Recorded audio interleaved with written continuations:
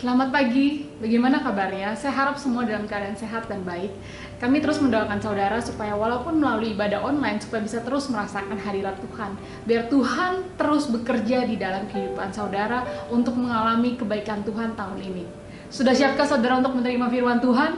Mari kita satu hati di dalam doa. Terima kasih Tuhan untuk kesempatan hari ini kami masih bisa berkumpul Tuhan secara online. Hamba-Mu berdoa, bukakan mata hati pikiran kami Tuhan sehingga kami bisa mengerti firman yang dibawakan, biar bisa berbuah dan bisa bertumbuh dan berbuah menjadi buah yang manis dalam kehidupan mereka. Di dalam nama Yesus Tuhan, amin. Kita buka sama-sama di 1 Raja-Raja 18 ayat 41. Dikatakan, kemudian berkatalah Elia kepada Ahab, "Pergilah, makanlah dan minumlah, sebab bunyi derau hujan sudah kedengaran." Di awal cerita ini kita tahu bahwa Tuhan mendatangkan musim kekeringan selama 3 tahun. Karena bangsa Israel mulai meninggalkan Tuhan dan menyembah dewa Baal. Dan Nabi Elia menang dalam kompetisi melawan 450 dewa Baal dengan berhasil menurunkan api di atas korban bakaran. Semua dewa Baal itu ditangkap dan dibunuh. Kemudian Nabi Elia berkata kepada Raja Ahab untuk makan dan minum sebab bunyi derau hujan sudah kedengaran. Ini sebenarnya hujan belum turun, tapi Nabi Elia sudah bisa mendengar suara hujan besar, the sound of abundant rain. Dia bahkan meminta Raja Ahab untuk makan dan minum karena dia yakin bahwa hujan akan turun. Relax aja, sekarang makan minum dulu aja sambil menunggu hujan datang. Karena ini saatnya semua bangsa Israel sedang menunggu-nunggu. Kapan nih Tuhan turun, hujan turun? Kapan Tuhan akan membebaskan kita dari musim kelaparan ini? Hari ini kita akan belajar untuk berdoa secara efektif seperti Nabi Elia. Yang pertama, berdoa dengan yakin. Nabi Elia percaya pada apa yang dikatakan Tuhan di awal. Di 1 Raja-Raja 18 ayat 1 katakan, "Datanglah firman Tuhan kepada Elia dalam tahun ketiga. Pergilah, perlihatkan dirimu kepada Ahab, sebab aku hendak memberi hujan ke atas muka bumi." Nabi Elia percaya bahwa Tuhan akan menghentikan musim kelaparan dengan menurunkan hujan. Sebelum hujan datang, Nabi Elia harus terus berjalan dengan iman dan tidak ragu. Dia berdoa minta api turun dan terjadi. Kemudian sebelum hujan turun, Elia sudah bisa mendengar ada suara hujan keras, hujan deras.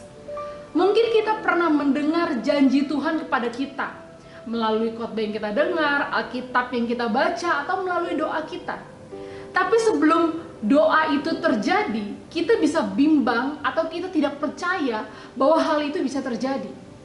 Tuhan Yesus katakan di Markus, "Apa saja yang kamu minta dan doakan, percayalah bahwa kamu sudah menerimanya, maka hal itu akan diberikan kepadamu."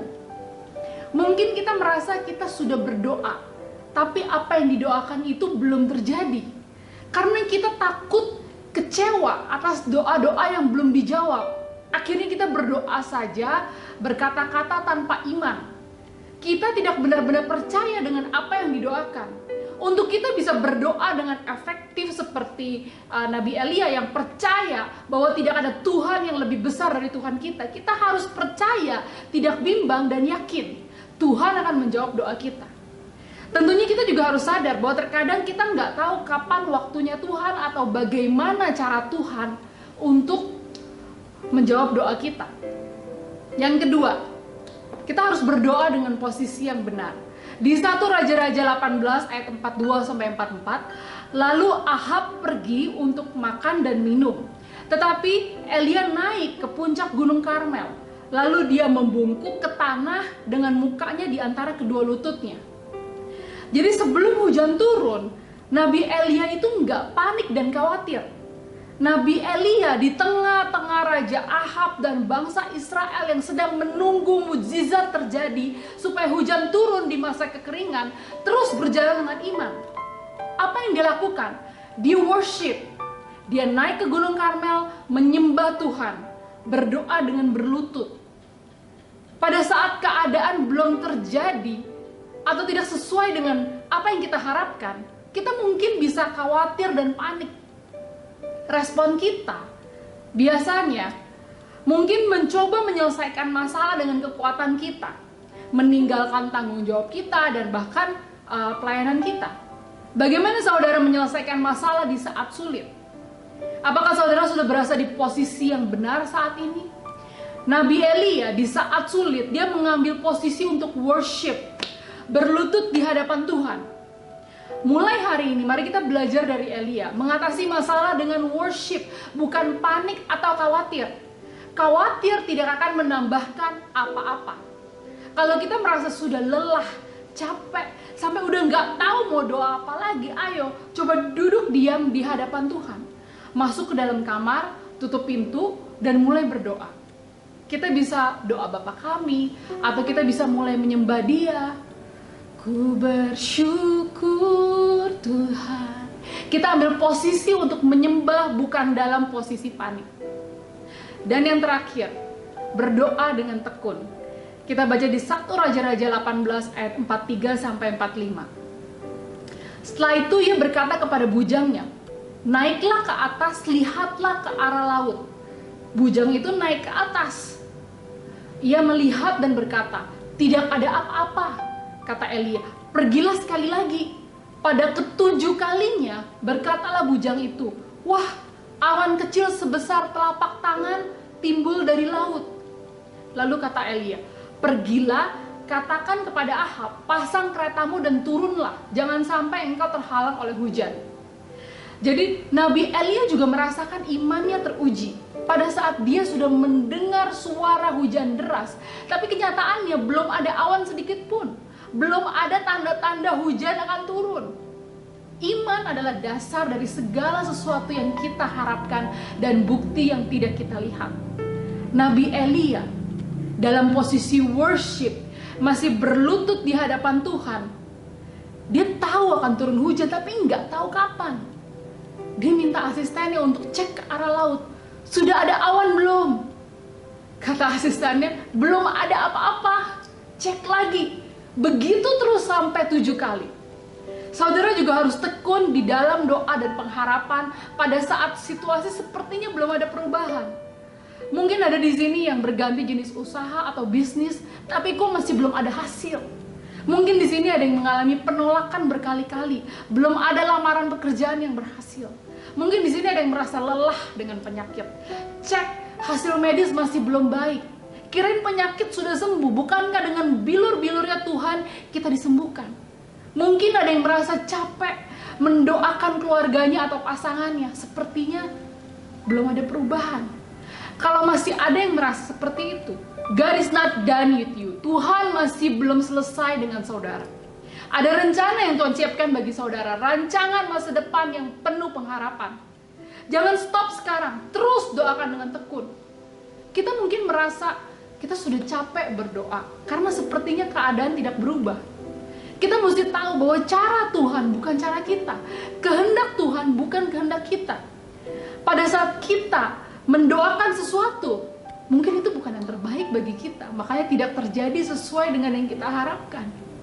Jadi kita tahu bahwa bukannya doa orang benar tidak berkuasa, tapi kita tahu bahwa mungkin apa yang kita doakan bukan yang terbaik bagi kita atau belum saatnya.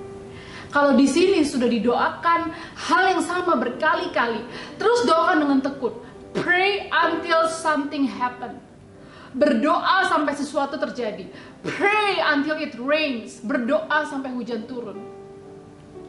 Nabi Elia setelah meminta bujangnya untuk cek ke arah laut, ketiga kali, keempat kali, kelima kali, masih belum ada apa. Keenam kali, masih belum ada apa-apa.